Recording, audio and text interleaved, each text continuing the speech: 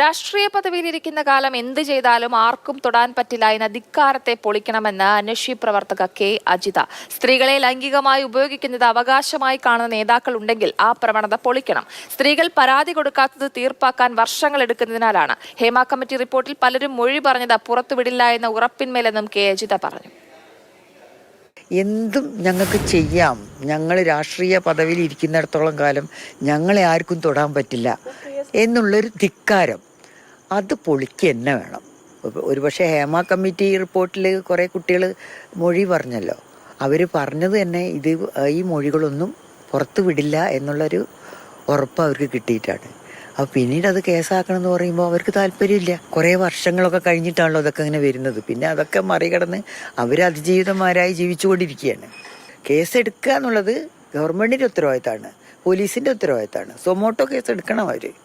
പക്ഷേ ഈ വിചാരണയുടെ പ്രക്രിയയൊക്കെ സ്ത്രീകൾക്ക് ഹറാസ്മെൻ്റ് ആവുന്ന ഒരവസ്ഥ അത് മാറണം.